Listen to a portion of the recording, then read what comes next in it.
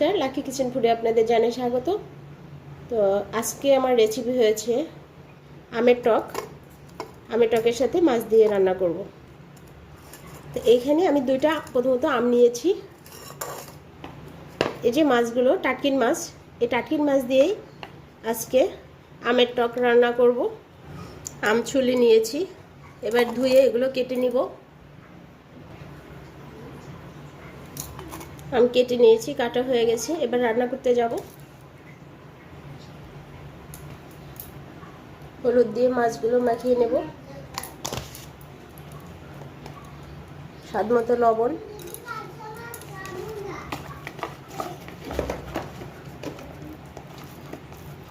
মাছগুলো মাখানো হয়ে গেছে। এবার ভেজে নেব। চুলায় কড়াই নিয়ে নিলাম। প্রথমত সরিষার তেল নিয়ে নেব, যেহেতু এটা আমি আম দিয়ে মাছ রান্না করব, সেক্ষেত্রে সবসময় টকে সরিষার তেল ভালো যায়। এবার আমি মাছগুলো ভেজে নিব। তেল গরম হয়ে গেছে, এবার মাছ দিয়ে দিব।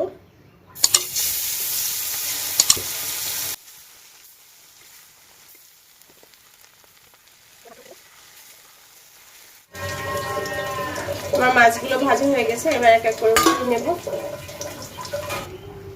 মাছ ভাজা হয়ে গেছে, এই যে দেখেন নামিয়ে নিয়েছি।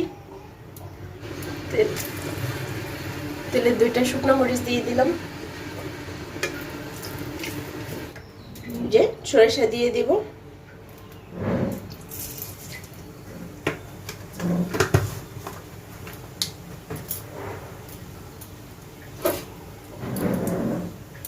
সরিষা দিয়ে সরিষাটা ভেঙে দিব।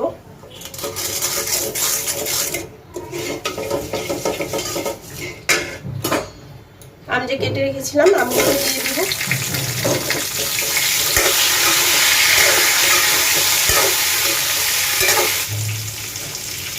স্বাদ মতো লবণ দিয়ে দেব।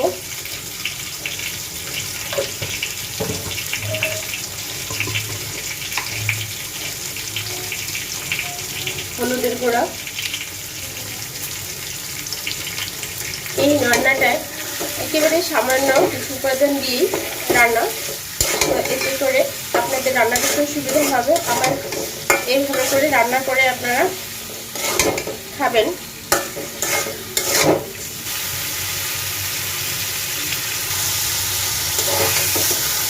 দেখুন আমটা আমার সিদ্ধ হয়ে গেছে।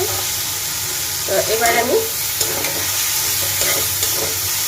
জল দিয়ে দিব।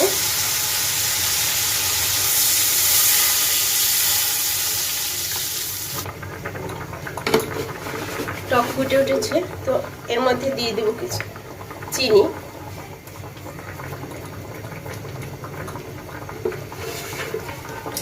এবার আমি এক এক করে মাছগুলো দিয়ে দিব।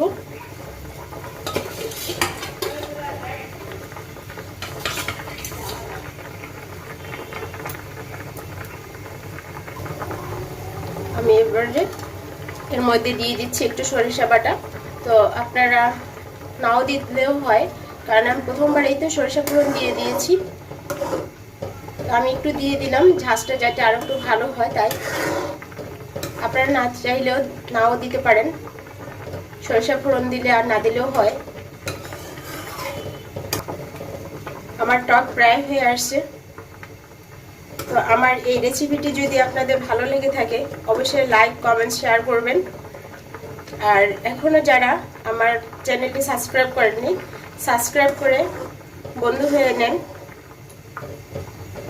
ঝটপট করে এভাবে আপনারা আম দিয়ে মাছের টক রান্না করে খেয়ে কমেন্টস করে অবশ্যই জানাবেন কেমন হয়েছে। তো এবার আমি নামিয়ে নিব। পাশে থাকা বেল আইকনটি অন করে রাখেন, যাতে করে আমার নতুন নতুন ভিডিও আপনাদের কাছে সবার আগে পৌঁছে যায়। ধন্যবাদ সবাইকে।